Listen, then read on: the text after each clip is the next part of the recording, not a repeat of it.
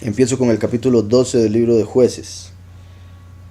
Dice: los hombres de la tribu de Efraín se reunieron, pasaron hacia el norte y dijeron a Yiftach: ¿por qué fuiste a hacer guerra contra los hijos de Amón y no nos llamaste para que fuéramos contigo? Entonces, los hombres de la tribu de Efraín, aquí ya esto es particular porque Efraín, recuerda que representa a los muchos. Los de Efraín, el nombre mismo representa, que significa doblemente fructífero. Y Efraín es a quien Jacob le dijo al bendecirlo que de él saldría la multitud de las naciones, Meloha Goim, la plenitud de los gentiles, como después aparece en el nuevo pacto al cual se refiere Pablo, al decir que la ceguera de los Yahudim, la tribu de Yahudá, o las tribus del sur, permanecería hasta que entrase al reino la plenitud de las naciones, y eso es en hebreo Meloha Goim, y es lo que profetizó Jacob que saldría de Efraín. O sea, un montón de descendientes de Efraín que estarían entre las naciones y pensarían ser gentiles, pero en realidad son israelitas. Entonces estos llegarían a creer en Mashiach en el fin de los tiempos, y después de eso van a creer el resto de los Yahudim a través de la doctrina de los dos testigos. Y con eso me refiero, ¿verdad? Como dije, de Efraín vienen los muchos, porque el mismo nombre Efraín representa un montón de gente.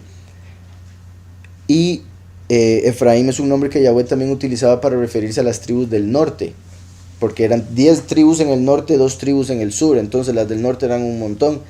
Y Yahweh intercambia a través de los profetas el nombre Israel y el nombre Efraín. Como siempre digo, cuando aparece Yahudá separado de Israel, Yahudá representa a los pocos y Israel a los muchos. Cuando aparece Jacob y Israel, Jacob representa a los muchos, Israel representa a los pocos. Aquí está apareciendo Efraín, entonces representa a los muchos. Como habíamos visto en el capítulo anterior, Yiftach fue a pelear con unos ociosos, que es lo vil del mundo. Como el último viniendo al mundo y escogiendo lo vil del mundo, lo que Yahweh escoge, los 144,000, y con esos pocos venciendo, y después llegan los muchos y dicen: ¿y por qué nosotros no nos tomaron en cuenta? Lo más seguro, si hubieran ido a pedirles, no hubieran querido, porque era él con un montón de ociosos. Pero ahora que ya ganó, ahora sí quieren ser parte. Los hombres de la tribu de Efraín se reunieron, pasaron hacia el norte y dijeron a Yiftach: ¿por qué fuiste a hacer guerra contra los hijos de Amón y no nos llamaste para que fuéramos contigo? Quemaremos ahora tu casa contigo dentro. Vean ustedes qué ira, qué corazón. No nos llevó a pelear, fuego a su casa. Vean qué particular, porque ¿se acuerdan que todo parece indicar que al testigo como Moshe, que es representado por Yiftach, y también Eliyahu, que también algún hermano lo conectó con Eliyahu la vez pasada que hablábamos de este capítulo, al último, bueno, los dos testigos, todo parece indicar que los van a matar con fuego, fuego del cielo. Y aquí vemos cómo Efraín, que representa a los muchos, amenaza a Yiftach con quemarlo, a Jefté, con quemarlo. Como los muchos estarían de acuerdo con matar a los dos testigos y que estos terminen muriendo por fuego del cielo. Entonces dice: ¿por qué fuiste a hacer guerra contra los hijos de Amón y no nos llamaste para que fuéramos contigo? Quemaremos ahora tu casa contigo dentro. Yiftach les respondió: yo y mi pueblo teníamos una gran contienda con los hijos de Amón. Os llamé, pero no me defendisteis de ellos. De hecho, vean lo que decía. De hecho, sí les dijo, pero ellos no quisieron. Ahora que gana, ahora sí quieren, porque quieren el triunfo, quieren la fama y demás. Yo y mi pueblo teníamos una gran contienda con los hijos de Amón. Os llamé, pero no me defendisteis de ellos. Viendo pues que no me defendíais, arriesgué mi vida, ¿verdad? Que sería como el último diciéndole a los muchos: yo les avisé, yo les hablé, ¿verdad? Porque muchos son llamados, pocos los elegidos. Entonces los muchos iban a oír el llamado, simplemente no lo van a escuchar, no lo van a seguir. Entonces dice: os llamé, pero no me defendisteis de ellos. Así como los muchos no van a defender a los dos testigos de las naciones, van a estar de acuerdo con que los maten. Viendo pues que no me defendíais, arriesgué mi vida, así como el último tiene que morir por los escogidos. Ataqué a los hijos de Amón, en este caso como si fueran las naciones y las doctrinas falsas del mundo, y Yahweh me los entregó. ¿por qué pues habéis subido hoy para pelear conmigo? Y vean que claro lo dice, Yahweh me los entregó. Primero que todo, sí los llamé, ustedes no quisieron, Yahweh me los entregó, así de simple. No los necesitaba porque Yahweh me los dio. Ustedes no quisieron ir, ahora no se pongan en que sí. ¿Por qué pues habéis subido hoy para pelear conmigo? Entonces reunió Yiftach a todos los hombres de Gilad y peleó contra Efraín. Y los de Gilad derrotaron a Efraín, porque habían dicho, vosotros sois fugitivos de Efraín, vosotros los galaaditas que habitáis entre Efraín y Menashe. Vean esto que es sorprendente. ¿De qué estaban acusando los de Efraín, los muchos, a Yiftach y los de él? A que ellos eran unos infiltrados en el pueblo, que no eran verdaderamente israelitas. Y eso es lo que van a decir de los pocos, que no son israelitas, porque así los han llamado las naciones por siglos. ¿Verdad? Como dice la escritura con respecto a los judíos de hoy en día, la mayoría que no lo son, sino que son la sinagoga de Satanás, como dice Apocalipsis 2.9 y Apocalipsis 3.9. Entonces, así como Jacob se vistió de Esaú para tomar la bendición en Génesis, durante la historia, Esaú se vistió de Jacob o Israel para engañar al mundo. Entonces, el Esaú, para vengarse de lo que hizo Jacob al tomar la bendición vestido de él, entonces Esaú llegó a vestirse a través de la historia. Y no me refiero a ropa, me refiero a, ¿verdad?, la fama que se dio y a través de cambiar la historia llegaron a ser vistos como los judíos. Dice, ellos decían, vosotros sois fugitivos de Efraín, vosotros los galaaditas que habitáis entre Efraín y Menashe, y fugitivos, ¿verdad? Como que se habían escapado de Efraín. Los galaditas tomaron los vados del Jardín a los de Efraín, y cuando los fugitivos de Efraín llegaban y decían, quiero pasar, esto es importantísimo, porque recuerden que Yahushua es la puerta. El último, que en este caso representado por Yiftach, ¿recuerdan qué significa Yiftach? Él abrió. O sea, él abre la puerta. Él abrirá en realidad. Entonces, él abrirá la puerta porque él abre la puerta al reino a través de dar la doctrina de Yahushua, que es la puerta. Los muchos que no aceptan la doctrina de los dos testigos no van a poder pasar por esa puerta. Van a tener primero que morir y después ser resucitados, y por decirlo así, entrar por otra puerta, porque hay dos llaves, la del Seol y la de la muerte. Los pocos reciben la llave de la muerte para no tener que pasar ni siquiera por el Seol. Los muchos tienen que pasar por el Seol y después salir del Seol a ser resucitados. Entonces, esto que estamos viendo aquí es importantísimo. Llaman fugitivos de Efraín, como los pocos que han salido del cristianismo, de la falsa doctrina que se da en el cristianismo.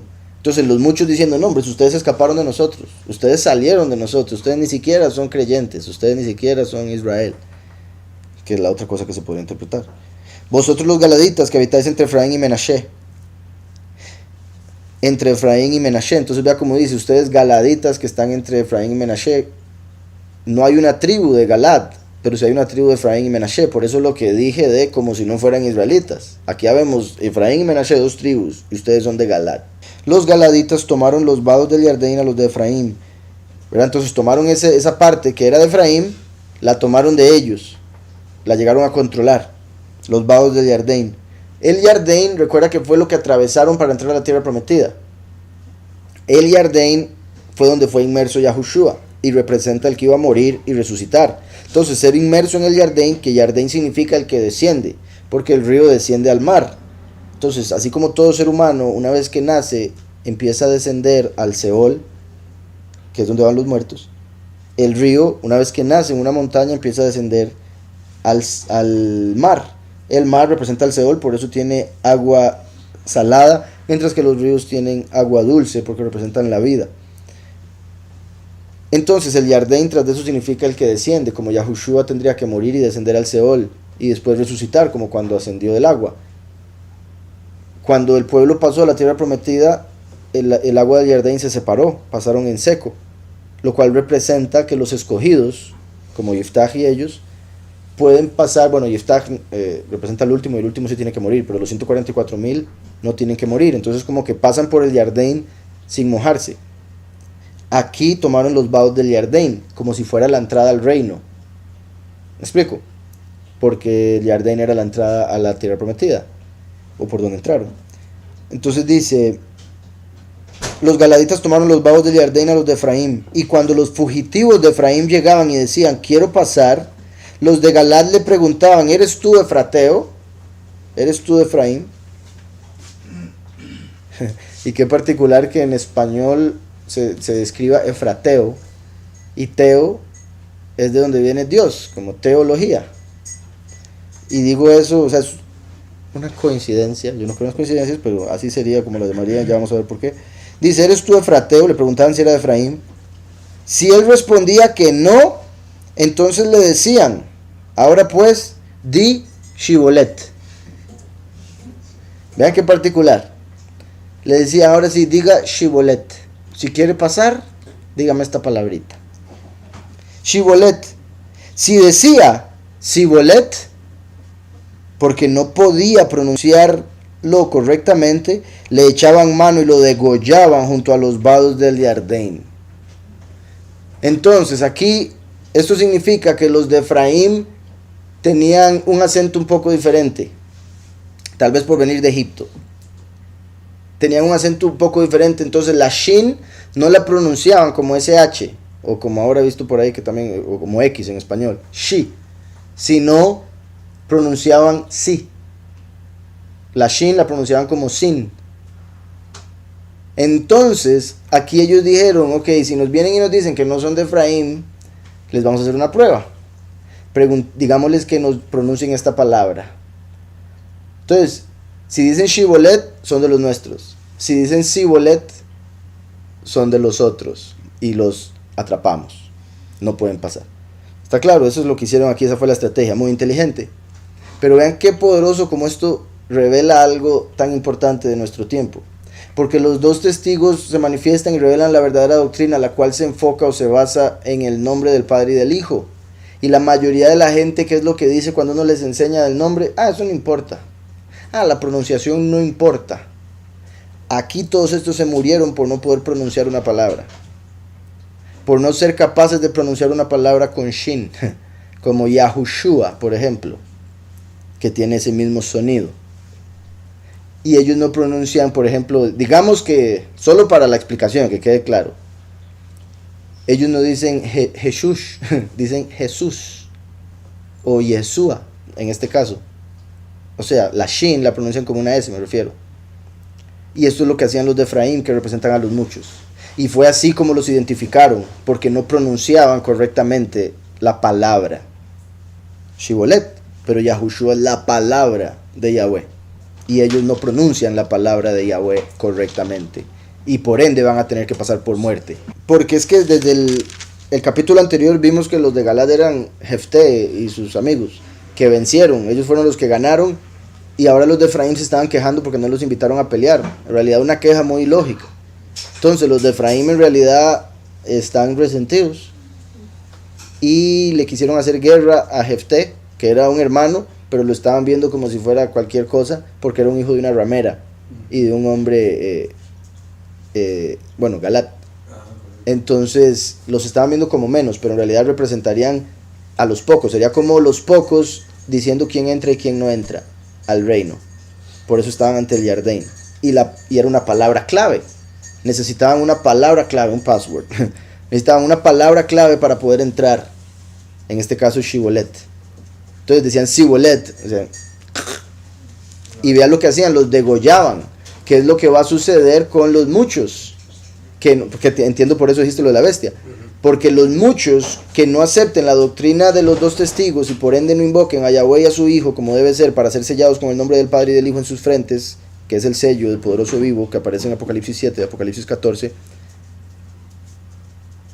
los muchos que no acepten eso van a tener que morir, porque cuando la bestia venga y les obliga a ponerse la marca, ellos van a tener que preferir la muerte, entonces los van a degollar.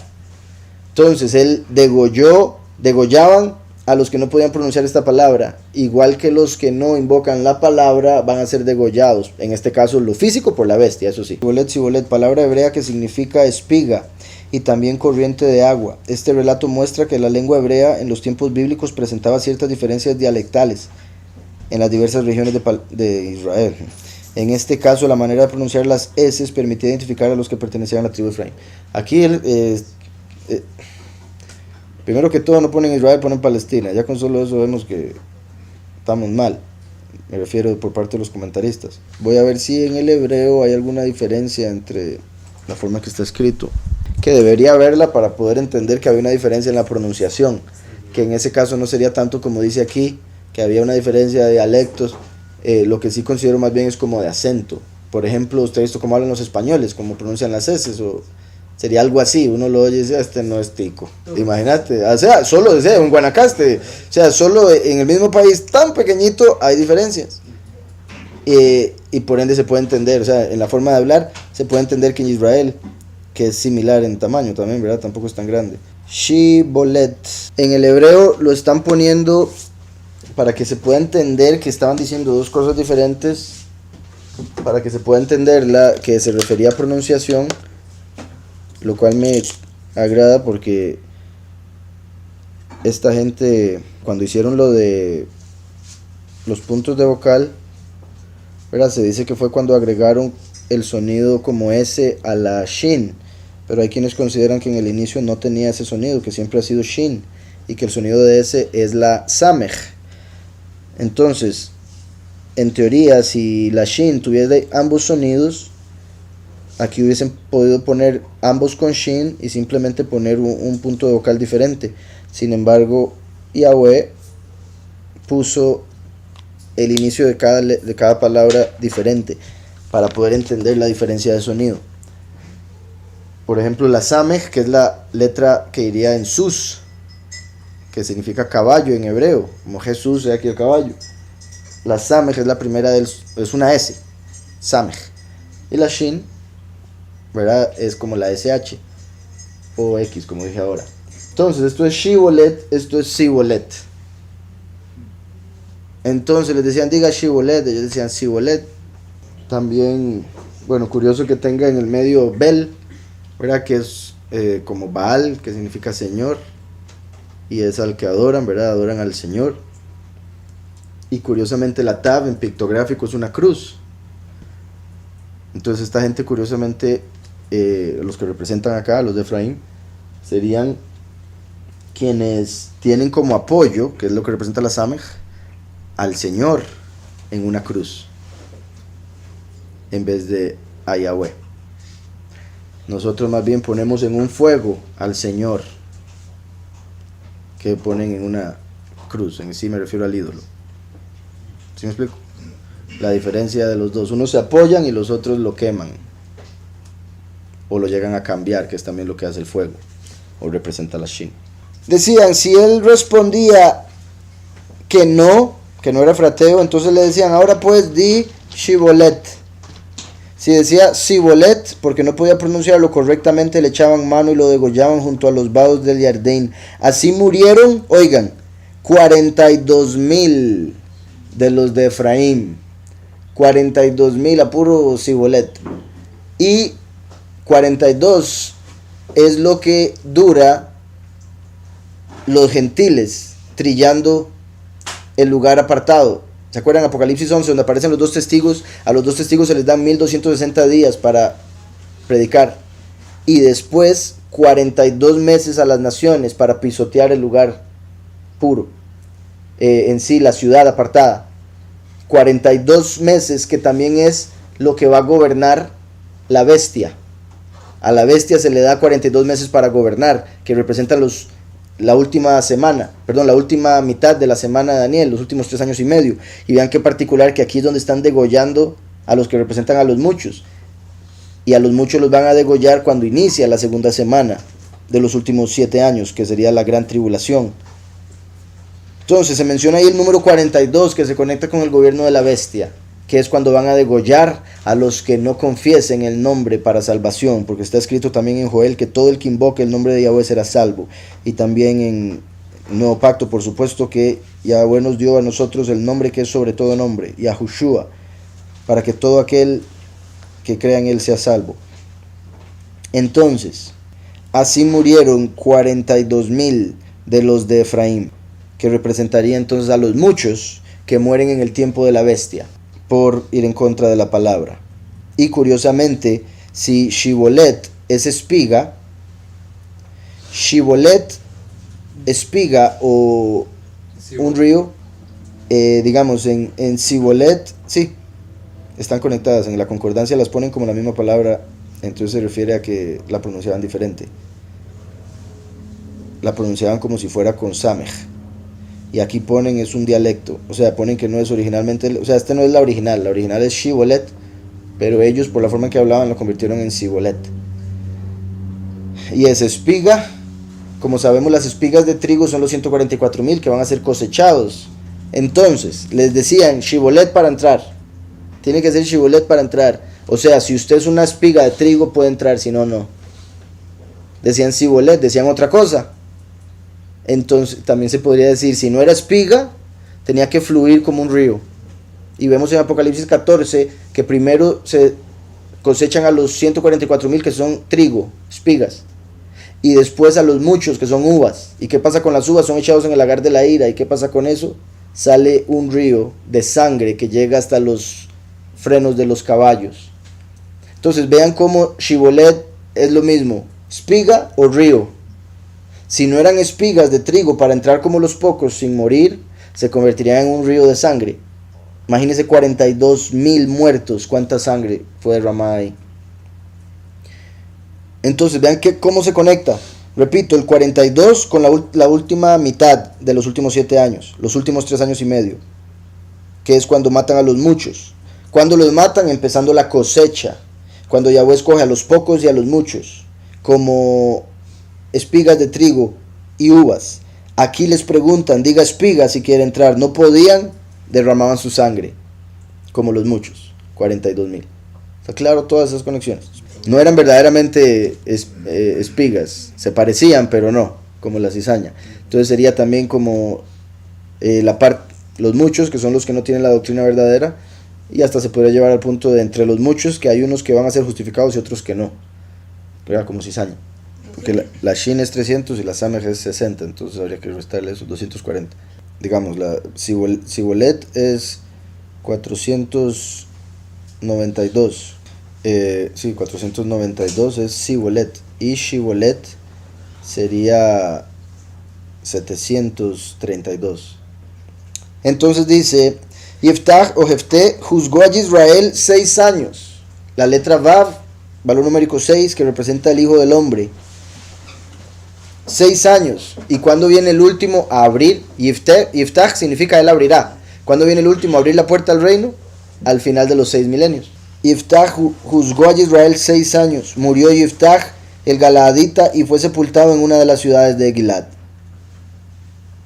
Después de él juzgó a Israel Ibzán de Betlehem, quien tuvo 30 hijos y 30 hijas. Ibzán de Betlehem, ¿verdad? Como sabemos, Betlehem significa la casa del lejem o casa del pan. Ibzán significa delata, ¿verdad? Delata no que anda delatando a la gente, sino que está hecho de lata, el material lata. Pero tal vez era un zapazo, no lo sabe, ¿verdad? De lata. Ibzán lo ponen como... bueno, el punto es por el hecho de que normalmente la lata refleja la luz mucho, entonces se conecta con ser brillante o blanco. Lo ponen como su blancura, brillante o su lata. Entonces, después de él juzgó a Israel Ibzán de Betlehem. Se podría decir la blancura de la casa de Lechem. Entonces, si después del Yiftach, que es él abrirá, entonces el que viene a abrir la puerta del reino eterno, representado por Yiftach, acaba de morir, entonces ya sería cuando estamos en el milenio, lo que representa, ahí ya estaría juzgando la pureza, la blancura, la brillantez, la luz de la casa de pan, la casa de Lechem, que fue donde nació Yahushua. Entonces ya habría purificación para la tierra. Dice, quien tuvo 30 hijos y 30 hijas, ¿verdad? Entonces 60 claramente.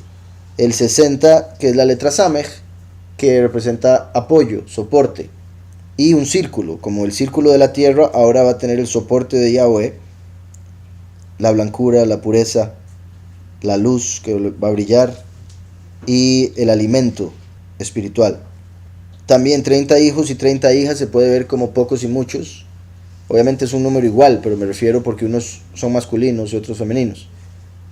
Bueno, mujeres, hombres y mujeres como pocos y muchos. 30 hijos y 30 hijas, apoyados por Yahweh como gobernantes de la tierra, que es un círculo.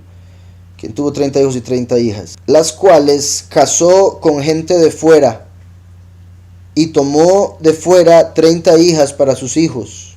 Entonces ahora terminaron siendo 90. Bueno, y obviamente más los... Aquí lo ponen así porque al darle las hijas a otros vendrían siendo ya esas hijas de otro. La forma en que se veía, por eso solo menciona, lo menciona de esta manera. Y tomó de fuera 30 hijas para sus hijos. Juzgó a Israel 7 años, que representa completitud. Murió Ibzán y fue sepultado en Betlehem. Después de él juzgó a Israel Elón. Aquí vean que hasta el momento se han venido diciendo y juzgó tal persona y se cuenta toda la historia, o bueno, parte de la historia de esa persona y los milagros que Yahweh hizo a través de la persona.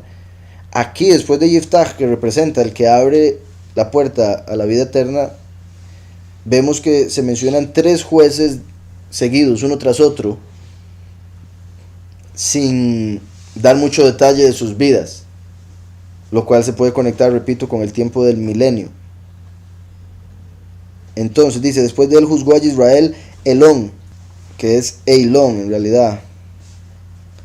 Eilón y significa poderoso. También lo conectan con un tipo de árbol, cedro. Eilón, el cedro que es long. Entonces, después de él juzgó a Israel Eilón, el Zabulonita, que significa habitación exaltada, quien juzgó a Israel 10 años. Vean como el primero 7, ahora 10, como la creación fue hecha con 7 días, o en 7 días, con 10 dichos. 7, completitud terrenal, 10, perfección celestial. 7 años y 10 años. El primero como blancura de la casa del Lechem, la pureza de la casa del Lechem, y el segundo, el poderoso cedro de la habitación exaltada. Y la habitación exaltada como refiriéndose al cielo, curiosamente conectado con el número 10. Casa del Lechem, por casa, conectado con la tierra, conectado con el número 7.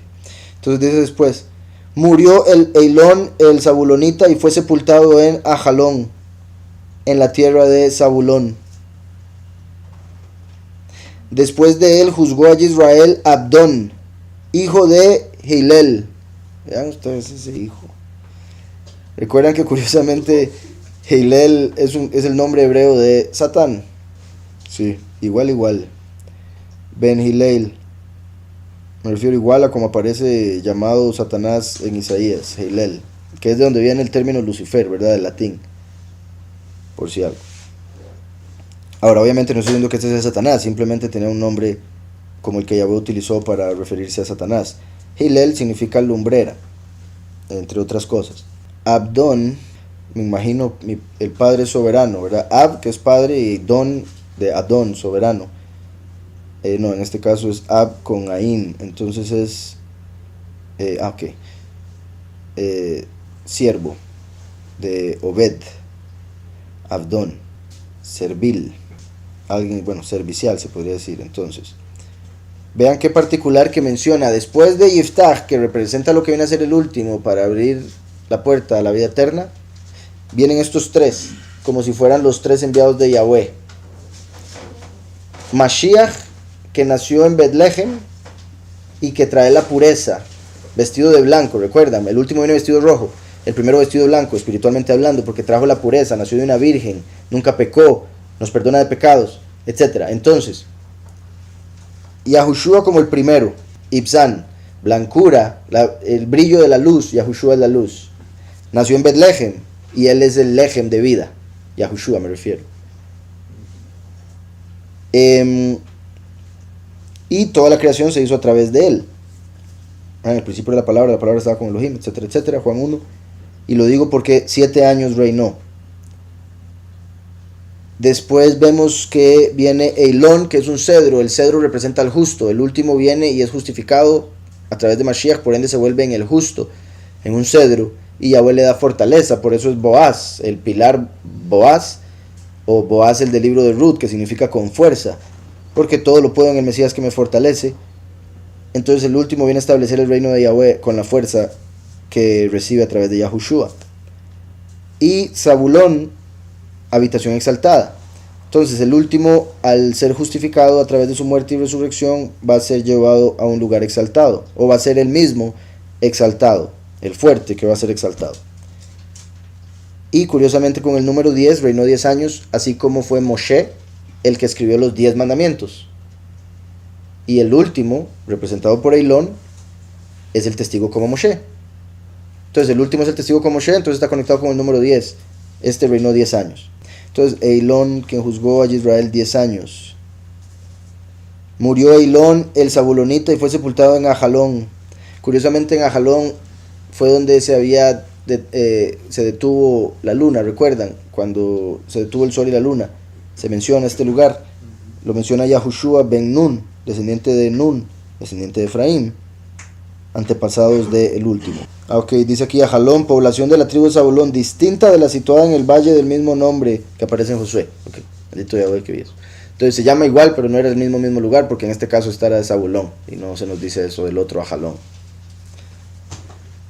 Entonces, dice, pero al menos por el nombre sí nos recuerda ese evento específico que se conecta con un antepasado del último.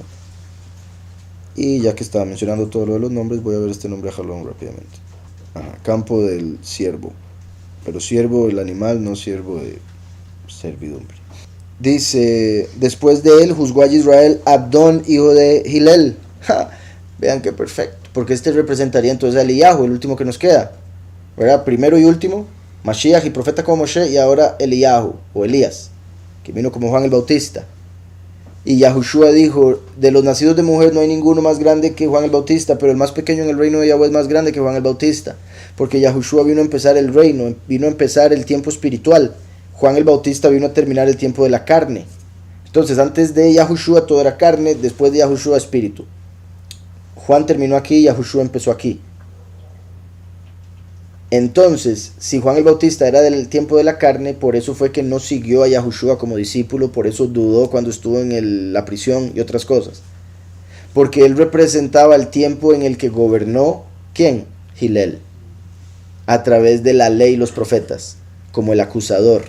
Entonces ahí estaba Juan el Bautista. Por eso fue que, ¿qué le pasó a Juan el Bautista? Le cortaron la cabeza. Por eso en los libros gnósticos vemos que Yahushua le dijo a los discípulos, cuando le cortaron la cabeza a Juan el Bautista, le estaban cortando la cabeza a Lucifer. Era una representación de que el poderoso de este mundo le estaban quitando la autoridad, porque una vez que muere Juan el Bautista, ahora viene Yahushua a tomar la autoridad. Entonces Juan el Bautista representa el tiempo de la carne, cuando estaba el acusador con la Torá acusando al ser humano. Le cortan la cabeza a Juan el Bautista para representar que el poderoso de ese tiempo estaba siendo cortado. Juan el Bautista está conectado con ese tiempo, por ende con Hilel. Por eso es que ahora tiene que volver a venir y aceptar a Yahushua. Porque si era el más grande del tiempo de la carne, pero el más pequeño en el tiempo del espíritu es más grande que él, entonces ahora él tiene que volver en el tiempo del espíritu para aceptar y volverse gigantesco espiritualmente hablando. Por eso es uno de los dos testigos de Apocalipsis 11.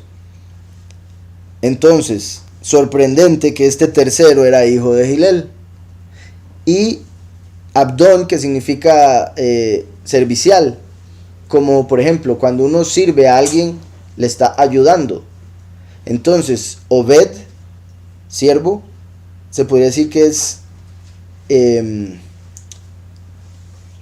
sinónimo de Ezer, ayuda. ¿Se acuerdan? Eleazar, que es a quien el poderoso ayuda, o la ayuda al poderoso, que representa a Eliyahu, porque Yahweh mandó a Eliyahu para ayudar a Yahushua, envió a Eliyahu para ayudar al profeta como Moshe, envió a Aarón para ayudar a Moshe, y eran siervos, ambos de Yahweh, pero Aarón servía a Moshe, por ejemplo. Entonces el hecho de que el tercero aquí se llame así y sea hijo de Hilel representa a Eliyahu, quien decidió servir a Yahweh. Cuando vino al mundo estuvo en el tiempo de Hilel, pero Yahweh lo exalta por encima de Hilel una vez que quita a ese falso Elohim, el poderoso de este mundo. Entonces, después de él juzgó a Israel Abdón, hijo de Hilel, el piratonita. Piratonita, por si algo, es una población situada al sudoeste de Shechem, Piratón. Piratón significa como principado. Y eso, ¿verdad? Se podría referir a la realeza que recibe ya en el reino de Yahweh, pero también curiosamente los principados contra los que estamos en guerra ahorita son los de Hilel. Entonces curiosos sus dos nombres ahí. Dice, después de él juzgó a Israel Abdón, hijo de Hilel, el piratonita. Este tuvo 40 hijos y 30 nietos que cabalgaban sobre 70 asnos. Este tuvo 40 hijos, ¿verdad? Lo cual obviamente se conecta con los 40 años en el desierto, los 40 días en el desierto de Yahushua cuando fue tentado por Hilel, y los 40 jubileos que habrían entre la primera y la segunda venida. Se podría decir, desde Juan el Bautista, desde que le cortan la cabeza, habría 40 jubileos hasta el fin.